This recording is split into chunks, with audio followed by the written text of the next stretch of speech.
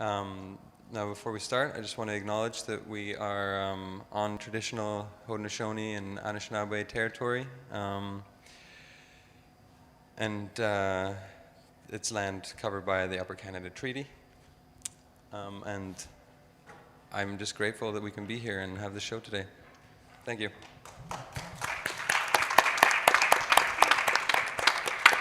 Thanks very much, Eustace. So I won't take up too much of your time because, as Eustace said, the panel really speaks for itself. It's going to be a really great panel. Before you have a chance to go up and see the artwork on display, you get to enjoy our panel discussion, which is brought to us tonight by the supporters of the Haudenosaunee right to hunt, and will relate to us Indigenous-Settler relations in Niagara. And so I'm going to introduce our panelists. We have, starting here, Chester Gibson, Haudenosaunee Wildlife and Habitat Authority, Celeste Smith, co-founder of the supporters of Haudenosaunee Right to Hunt, Stephanie Pjovesen, who is with Animal Movement, and Elizabeth Chitty, an artist and community activist. So thank you very much all for being here, and I will leave the floor to you. Yeah, thank you. Hello, everybody. My name is Hayoha Douglas. It means he's always busy. I'm pretty busy. They asked me to come tonight to talk a little bit about the relationship that we have with the non-native, the settler people within our location.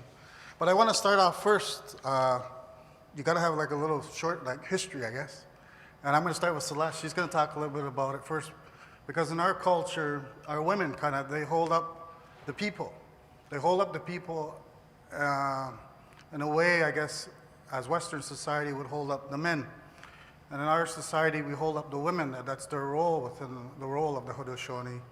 And to keep our people strong, they're viewed like pillars within our community. So Celeste is going to talk a little bit about some of the things that we brought today. So Celeste, over to you. Sagoli, everyone. Young at Celeste Smith.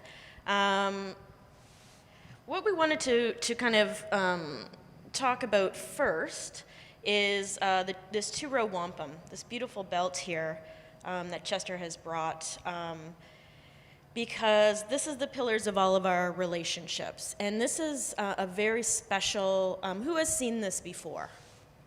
I hope most of you. Okay, fantastic.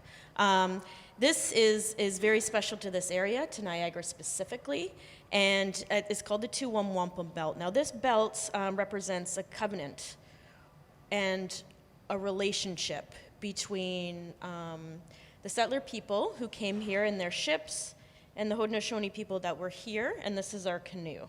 Now I'm having a little bit of a hard time. Can you hold this for me, Chester? Thank you. Okay, I can't do both. Yes, so we've got here, the white represents peace, the color, and then the purple represents strife sometimes, or hardships, some people would say.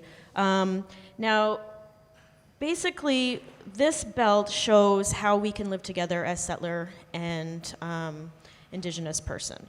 So we've got the male and the female in the one boat, in the ship, the iron ship, and we have the male and the female in the canoe. Now, floating down this river in peace, you see that there are 3 strips here, and that's peace, power, and righteousness. Is that right? No, peace, friendship, and trust, right? Yes. Respect, yes. So we can have all of these things in our relationship if we stay in our canoe.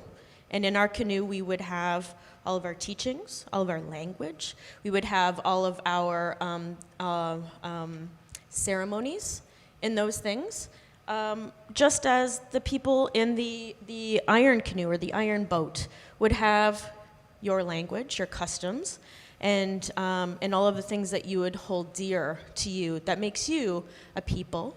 But between us, do you see how they don't cross? And do you see how this doesn't end? So this relationship is close, but it doesn't overlap. And we see now what's happening in the overlapping. We've seen it just last week in Wet'suwet'en, where the Canadian government has gone onto unceded land and done some things that we're really upset about. Now, this wouldn't happen if we had a respectful relationship, right? If the basis of our relationship stayed like this, with all of us having peace, friendship, and respect in between us, that wouldn't happen. So basically, we've given, when the Dutch first came here, we told them, actually we had this wampum between many of our nations, but basically we said, this is the blueprint for how we can all live together. Even though we're very different, we have our own customs, we have our own language, we have our own place in the world, we can still live together. But the thing is that we have to respect each other and stay in our own boat. So, there we go. Very good. Thank you, Celeste. So everybody kind of understands that, right? Now, growing up on the Six Nations Reserve, right, I had a lot of great-grandfathers that sat in council. They dealt with negotiations between the federal or Upper Canada, and they fought in the wars, like in the 1812 and the earlier wars with when they fought with the Americans and stuff. So I come from a long history of oral storytelling. And storytelling just recently has become a new, I guess it's a new field within the education field. And that these stories aren't just stories anymore, they're taken as fact, right? And one of the things when I was a young man, I remember we used to cook meat. We have midwinter ceremonies, so we'd sit around, we'd be cooking meat. And we'd be sitting with all these old fellows that were chiefs. And I asked them, I said, why did we make the two-row? I mean, our peoples are the same from the Creator, are they not? And one of the old chiefs looked at me and said, we had to do it because their people are kind of crazy. And he said it in Indian, right? That means their minds aren't right. So we have to protect what we have because we don't want to go into what they're doing. And you got to remember back then, right, in the 1700s or the 1600s, they didn't follow the women, right? They didn't recognize the women having rights. Their laws were obscure. They were prejudiced against people in Canada. They treated people different. And all these things went into play why they went forward with this two-row. So you need to have that kind of understanding, right? And that's why it's important today when we talk about it, that this thing is still living. And what it really is, it's a relationship. It's how people get along, even within your own family. It's how we get along. So today I wanted to talk a little bit about our dealings with Short Hills and dealing with the federal government and the provincial government and how it's changed, how this relationship can be changed and can be used today to move us forward and dealing with some of the real critical issues that our people are dealing with and your people are dealing with too as well. And there's a lot of issues that by working together we can solve and move things forward. And one of the first things, it's quite obvious, is education. In terms of rights, in terms of recognizing different cultures, different beliefs. And that's one of the main reasons why when I was a young man, I was picked up and I was told, you're going to go to school. You have a way of talking to people that we don't see with these other people, these other kids. But you can. You're not afraid. So I was encouraged to stay in school and keep going to school. So that when I got done, they said, no, when you're done high school, we want you to go on further. We want you to go to university. And we want you to take that message to the white people, I guess. They said, take that message of peace, that our people aren't here to cause disruption. We're here to remind you that you belong to the earth, you belong to the land, and that these things are important for you as people to recognize that and not to move away from that, so that you will not harm other people. You will not harm the environment. And I think that's the big thing. That's the big message I wanted to give today. We talk a little bit about the community and building, having pillars that support us. This 2-row wampum is part of that. It's part of that because when we were out there harvesting on Short Hills, there's overt things you see, and there's covert things you don't see. There's things that are hidden you don't see. I mean, you can see the things where you're learning how to use a bow, how we're learning how to navigate, how we're physical exercise, those sort of things. But you're not seeing what's happening at the community level. You're not seeing the 300 people that come, that harvest, men and women, that are taking it back to their communities. And they're using that meat. They're coming together as community people, as a communal people, and they're working together to harvest, skin, process, and all the things that are made with that hide, such as some of the sinew that's used here is from the deer, and even my holder right here is used from the deer. Our ceremonial clothing that we use. You guys don't recognize this, but we have ceremonies all throughout the year. And right now is one of our biggest ceremonies, our midwinter ceremonies. This is like our New Year's, right? So it's happening now. And this is the time when we use that, that meat. We're required as Haudenosaunee people to have like at least 30 per longhouse for the ceremonies. There's so many people that attend these things. You don't see it. And if you ever did come, you'd think you were in another world because it's all in a language. And there's certain things we have to do to put our ceremonies through. How does this support us? It holds our pillars up. It gives support to the women who are directing the men to be out there. Our men can't be up drinking all night and then expect to go at 4 o'clock in the morning and harvest. No, they got to be strong, right? They got to be strong in order to be physically out there all day, right till dark. And then when they get back, they keep on working because that's when the processing begins. After they're done the processing, they have a little sleep, then they head back out again. That's how it's supposed to be done. And that's how it is done at Short Hills. So I want to thank Ontario, I thank the Canadians that you're recognizing that this is important to our people. It's one of our pillars that's holding us up and keeping us strong. And without these things in place, our people would become lost again, like they did in the early 1900s, when things were really bad. I wanted to just finish up with one more thing before I finished.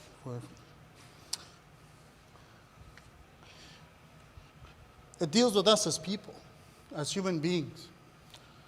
There's a saying they say, that means that on this earth, we only have a certain amount of time. And they tell us this at our ceremonies and during when we have a death. That last day when they bury that person, that coffin's there. It's not for that person anymore. It's for you as an individual that are attending. And he reminds you in a language, he tells you. He says, you see that body there? That's all of us. One day we're going to be there. That we as a people are only strong as we work together and be together as one and be cooperative and friendship and all these respectful things we're taught. We can only be this way. And we need to be thinking about this every day. Because he tells you, he said there's, on the beach, you have the sand on the beach and you have the water on it coming up. He said our lives are like those footprints in the sand. As soon as that water comes, it'll wash us away. That's how short our time is on earth. So I think for us to go forward as a people and as a nation, it's really important for us to look at all these things. You don't think they're important? The harvesting, the education, all these things. You need to look at what you guys do, I guess, in terms of education, to dispel that myth that we're all drunks, that we're all drinking. That's got to be dispelled. Our people need to have that opportunity, that strength that you guys have, that your people have had, to reset that barometer, I guess. And like I said, our ancestors have been waiting for you, and they're waiting for your people. And when I see it in the schools and I see it taught at the elementary school, then I'll see it's happening. But as far as the curriculum goes, so far, I have not seen it. I have not seen it in your treaties, any treaty recognition in there, in terms of elementary or anything like that. Haven't seen that yet. I live in Brantford, by Brantford.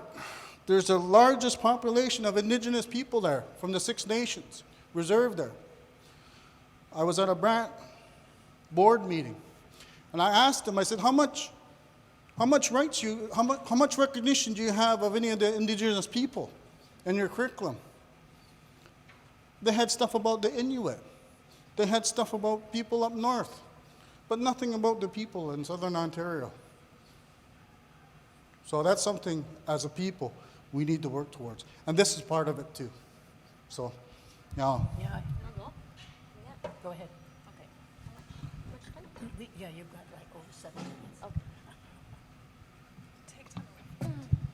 Y'all go for that. That was great. Some really great reminders and some good teachings that he gave you as well. So I just wanted to add a little bit about the Short Hills. So many of you know, I've actually seen many of you actually at the Short Hills. If you haven't been there, I'm sure you're wondering what on earth we're talking about. What this is Chester's from the Haudenosaunee Wildlife and Habitat Authority. Now, 5 years ago, I think, 5 years ago or 6 years ago, basically people from Six Nations, which is also my reserve near Brantford, said to the government, look, this is our hunting area. This whole area is our traditional territory, right?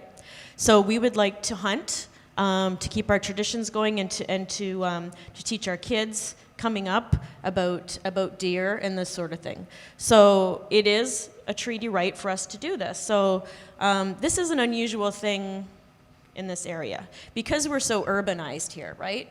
Often we forget that people were living here and are living here still, right? That came before settlers. And often we forget that these treaty belts and all of these belts here, they were made here and they're still valid for this area. So when the harvesters came in, they received a wall of racism. Some of it was ignorance, not knowing what treaties are, not knowing what rights are that Indigenous people have, inherent rights to the land. And then some of it was plain bigotry. Why can't I hunt as well, just because I'm white?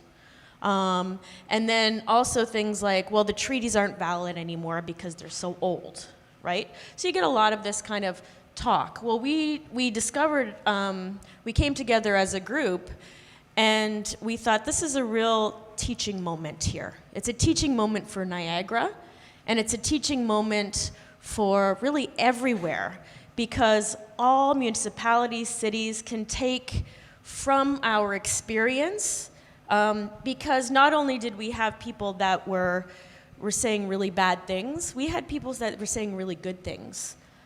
Like, who was here? Who are here still? Why do you need this deer? Why is it important? All of these things, right? What are the treaties?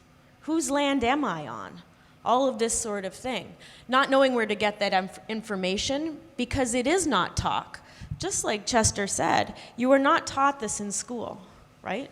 And there's a reason for that. Because we were supposed to be gone. There was an Indian problem when Canada was formed. And the Indian problem was supposed to be eradicated by now.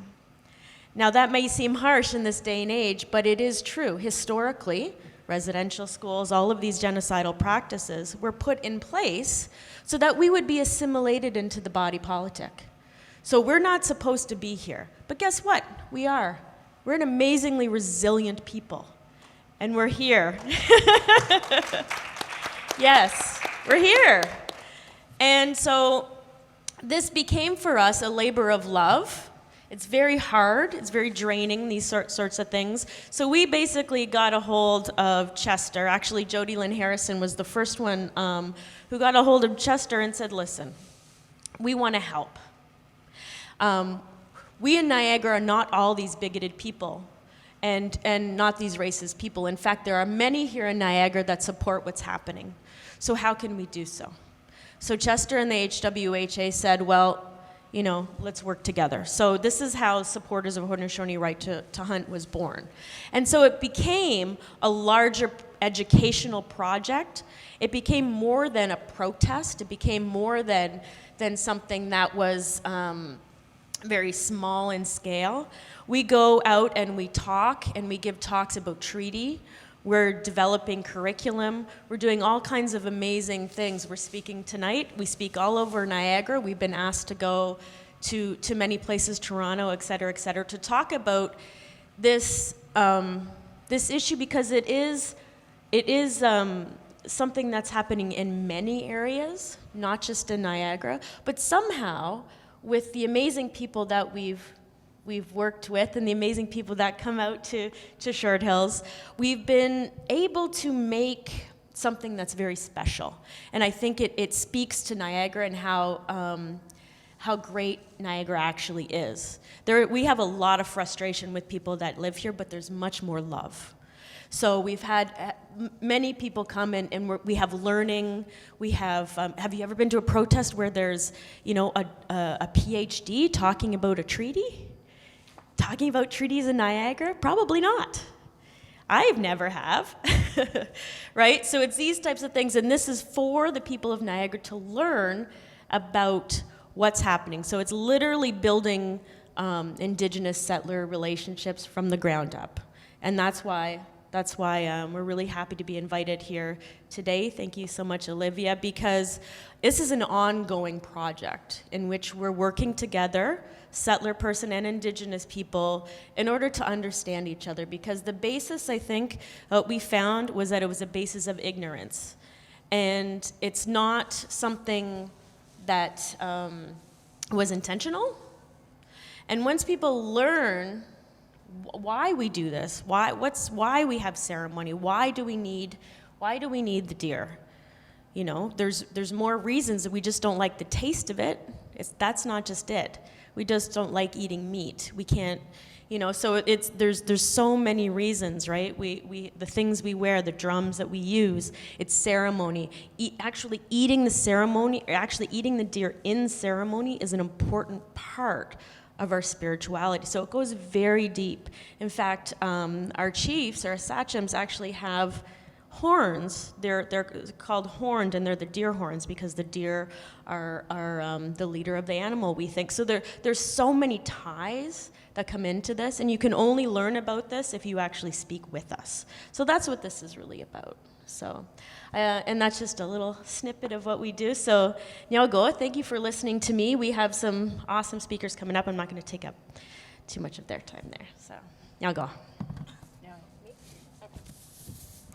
Okay. She has her own. Sorry, that's okay. Hi. So first of all, I just want to say thank you very much for having me on this panel. I'm very honored to be here. So I'm here because I'm an animal activist who supports the Haudenosaunee harvest. So I'm going to be focusing on anti-hunt animal activists while recognizing that there are other reasons that people protest the harvest as well. And I also just want to acknowledge that there are other animal activists as well who disagree with the protests. So they only represent some of our group, not all of us. So yeah, I support the right to harvest because I feel I have a responsibility to as a white settler. As we know, the history of colonialism and Indigenous oppression is in the making. It's been in the making for hundreds of years and has yet to stop. And to the average unaware white person, we feel we don't really have anything to do with colonialism. That's what I thought for a long time. I'm not directly doing any of these things to Indigenous peoples myself. But what I learned when I went to university and started getting involved in social justice is that by being born as a settler of European descent, I'm automatically given all these advantages that Indigenous peoples aren't. And if I'm being given advantages by the colonial system that is simultaneously oppressing other people, I kind of have a responsibility to those people. And so by not doing anything about it, I actually am personally responsible for what's happening.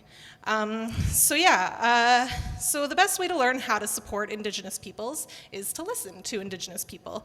So one of the things that's often talked about is the immense loss of languages and cultures that's happening all around Canada. Basically, as Celeste was saying, colonial forces have been trying to assimilate Indigenous peoples into the mainstream culture, and as a result, Indigenous cultures are being erased. So there's all sorts of resistance to this, and the Short Hills harvest is just one of many examples.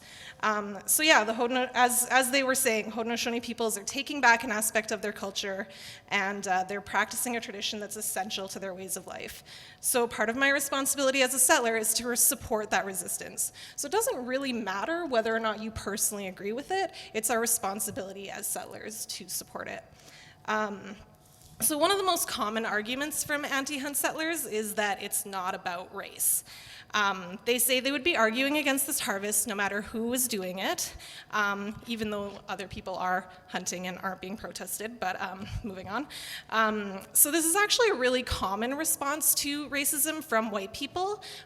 As white people, we have the ability to not notice race in situations, so we feel we can remove it. But all the privileges that I was saying that I'm given as a white person, those are also forms of power that a lot of white people don't even really realize that we have. So for example, people may not realize that their actions at Short Hills, such as advocating that colonial forces interfere with Indigenous activities, are an enactment of their white power. So asking colonial forces to take control over Indigenous activities not only opposes Indigenous self-determination, but it also reproduces the dynamics of white superiority and Indigenous inferiority. So therefore, it's about race. And in addition, there are many people who use the protests as a way to justify their anti-Indigenous racism. So even if an individual activist doesn't feel that they're being racist, they still have to be aware of the fact that their actions are allowing other people to feel racist themselves, and they have to take responsibility for those effects, even if they're not intended. So then what about the animals themselves? So for the sake of time, I'm just going to introduce a couple of ideas.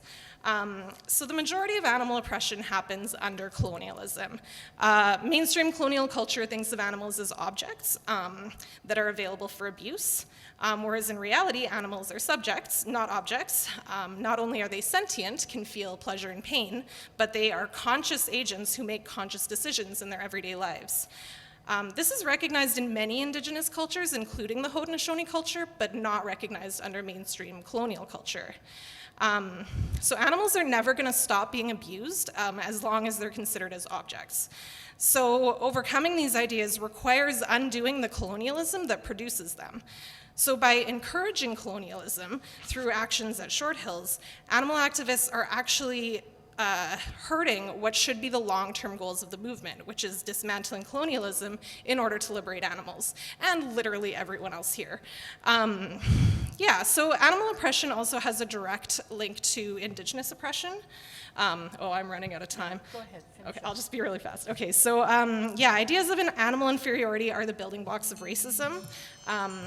Because many humans believe other animals are beneath them, all they've ever had to do throughout history to justify their racist violence against other groups of humans is to just lump them into that category of animal. And they're literally considered between humans and non-human animals, and that allows them to be abused because animals are already considered abusable. So for that reason, any actions that harm a racialized group are actually also harming animals because they're contributing to that mentality. Okay, I'll stop there. Thanks. So, I'd like to offer the idea of looking at the work of Carl Beam as a possible model of nation-to-nation dialogue, finding gaps and common ground. And forgive me, I'm going to read. Carl Beam is, whoops, I forgot to time myself. Carl Beam is associated with the art technique of collage, and his use of this technique illustrates the gap and tension between Indigenous nations and Canada. He spoke of approaching collage as a puzzle or game, and he's known to have admired American artist Robert Rauschenberg.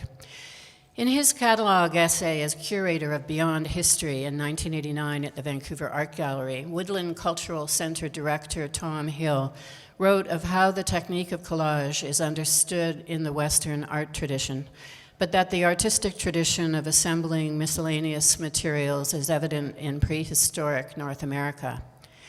He established a common ground between those two artistic traditions.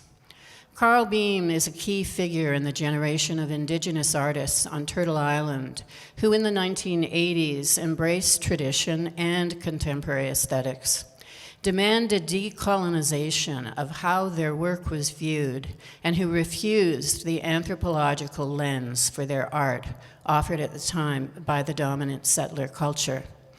I'm, by the way, thinking that there's direct links between what we have already heard and what I'm saying in my 5 minutes. I'm not going to be like explicating that. Hill quoted Dr. Sally Weaver from a 1988 conference at Woodland Cultural Center. At best, Indian cultures are seen as transitional on their way out. This perspective denies Indian cultures that same status as cultural systems granted to Euro-Canadian culture. In short, Indian cultures are not allowed to change and adapt to new ideas and events in their environment.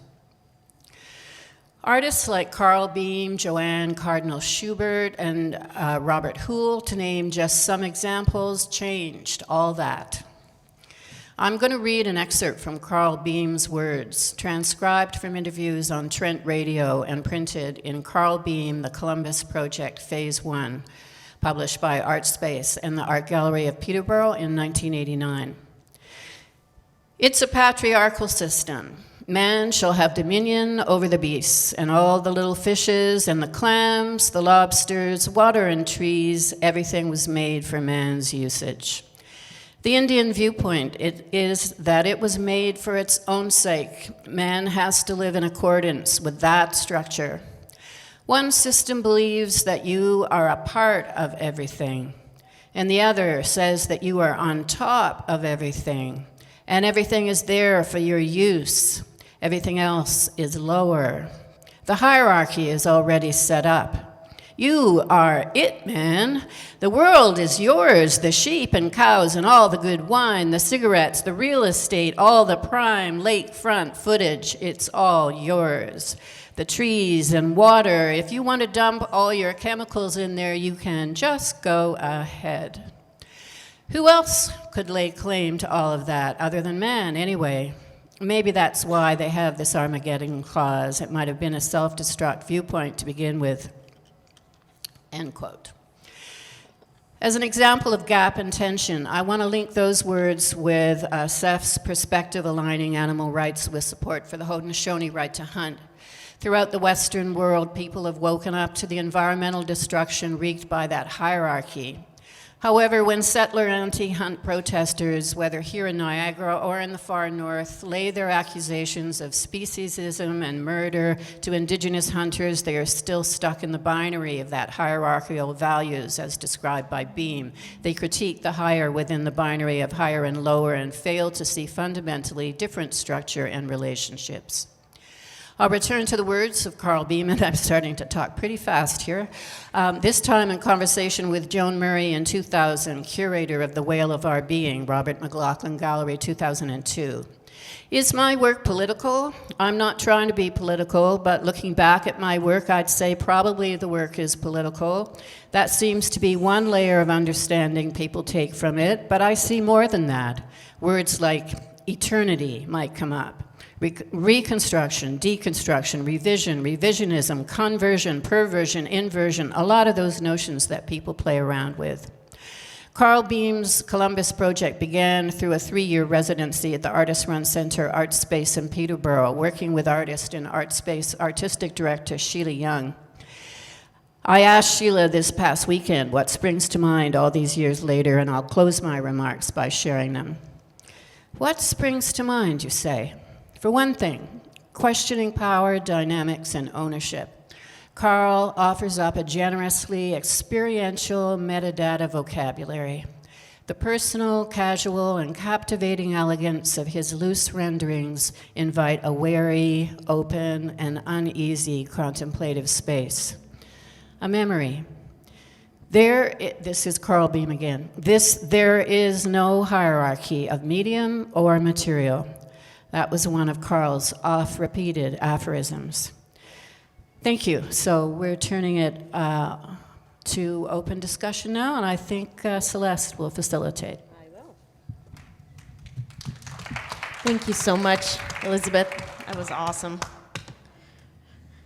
Okay, so I think we have, how much time do we have? How much time do we have? 10 minutes? Okay, great. Okay, so we'll open up the floor for questions.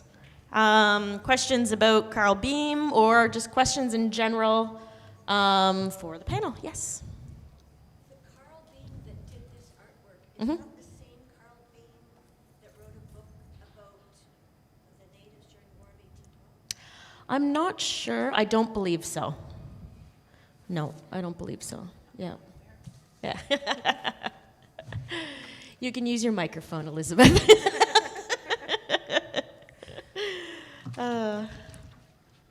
Any more questions or comments or yes? Between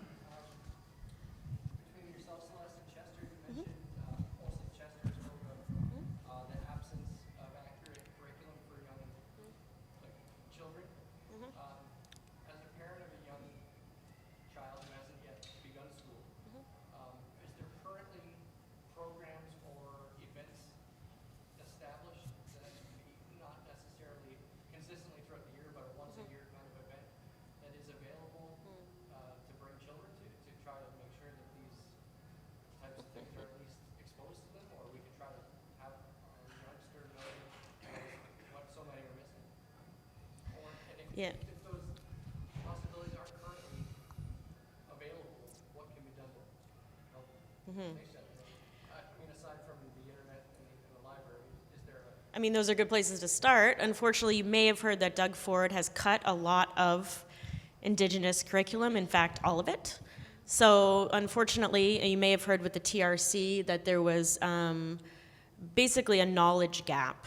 And that was identified during the TRC findings, that there was a knowledge gap. And so the curriculum was being developed. Unfortunately, the current Ontario government does not find that a priority. That is something that I suggest you fight, because it's something that our kids need to learn about and want to learn about, not only should, but want to learn about. Can I add to that Yeah. too? Like I've been teaching for like 27 years, right? I know I don't look that old, but I'm getting close to retirement. I can't believe it. But when I went for my first master's degree 10 years ago, there was very little talk about Indigenous content within the scope of the university. And now that I'm back again, I'm getting one on sociology this time. But there is so much Indigenous content, it's unbelievable. And I think the leadership at Brock has taken that forward to make sure that's something that that is brought forward, and that the teachers themselves are learning more of what Indigenous people are, who they are, what treaties they are. And that's something I'd never seen 10 years ago. So yes, it is changing, but it's the same on my community too as well. It takes leadership. It takes the adults in the room to say, look, this is important. We need to talk about this because this is going to affect our children. And the reality is, if we don't start looking after the earth is going to turn on us, right? So our people, even like our people, Haudenosaunee people, we have to remind ourselves it's a battle to get us to stay focused on the environment too. Like every morning we do this, we do a ganohno, which is we talk about all the different things on the earth and we give thanks to them with the kids, right? And it's that little thing about talking about how important the earth is, all like the wind and the air and the water and all these kids remember it. And when they get older, they're more conscious of how important it is to keep these things clean and keep them, looked after. And I think that's the key. That is the key, is that if we get these older people the older people in the university to start teaching this, that it's going to trickle down to the kids. This is a 30-year kind of cycle, right? It's not going to happen overnight. And I can see within the last 10 years that it's starting to happen. And it's a really good thing that I'm seeing, that it's starting to happen at a university level. And hopefully, by the time I guess, by the time I get really old, it will be taught at a daily level to everybody. Because it's, again, I'm going back to this two-row wampum. There are things within our culture that are important, that I think all Canadians need to realize that that's why it's so great here. And we need to keep it great. We don't want people fighting with each other, right? How they blow each other up in other parts of the world. That's ridiculous, right? So we have to keep that thinking, that mentality. We could go down that road, but we don't want to. We want to keep our kids focused, peaceful, looking after things, being responsible. I mean, in my school, the focus when the kids get older, grade 6 and grade 7, isn't about individuality. It's about looking after the kindergarten kids and grade 1 kids. That's their focus. It switches. So they don't have this thing about individualism, right? This liberal neoliberalism that's taught to our people. It's crazy.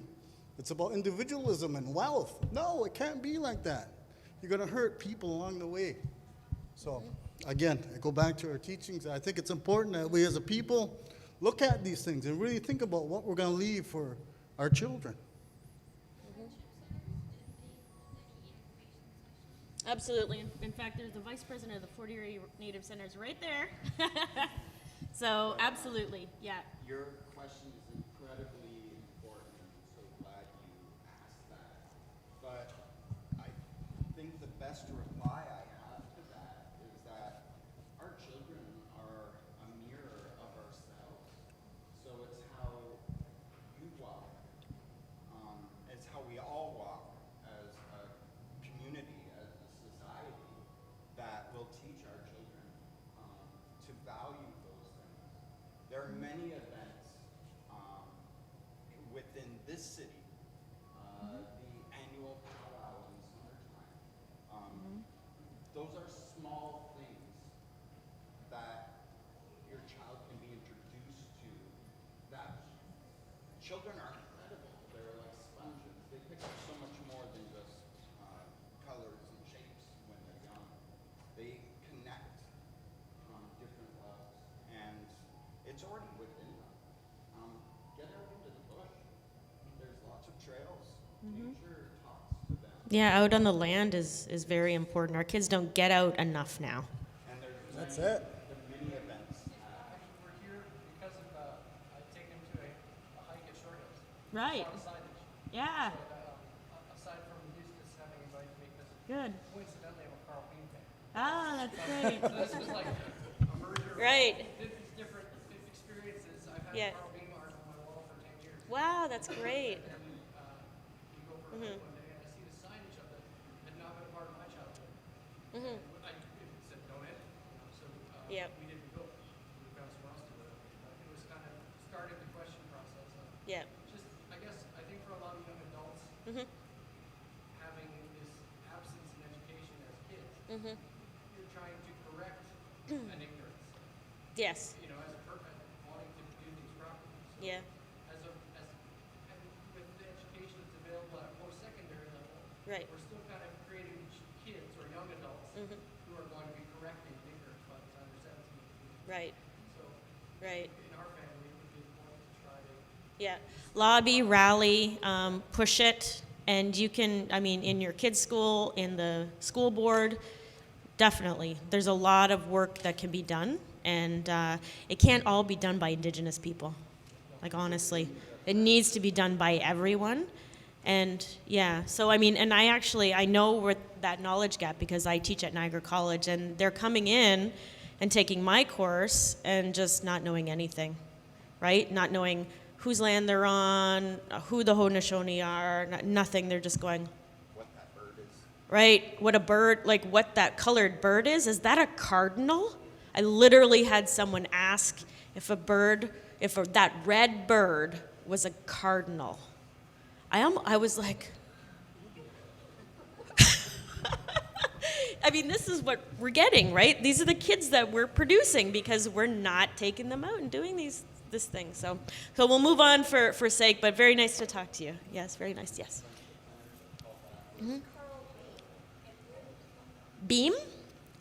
Carl Beam? I'll put that over to Elizabeth. He's a Ojibwe. His father was American. He was born on Manitoulin Island, and I used to be able to pronounce. It's Chiging. Chiging. Yeah, he has a gallery called Neon Raven, and it's in Chiging. He's been Manitoulin Island. dead for. He passed on quite a few years ago now. I'm sorry, I can't remember. 2005. He was a recipient of Governor General's Visual and Media Arts Award. He was the first Indigenous artist in Canada whose work was collected by the National Gallery of Canada, so that's one thing that he's very famous for. And there's a lot of information online you can find about Carl Beam, and I think it's time that we went upstairs to look at the artwork. Sure. Is there anything else, or we're good to go? Okay. Now go. Oh, yeah. So I just want to say, Nyawe, Miigwech, thank you. And then you guys are saying another thank you that I've actually haven't heard before. And it's not... Scano? Yeah, I hadn't heard that. So.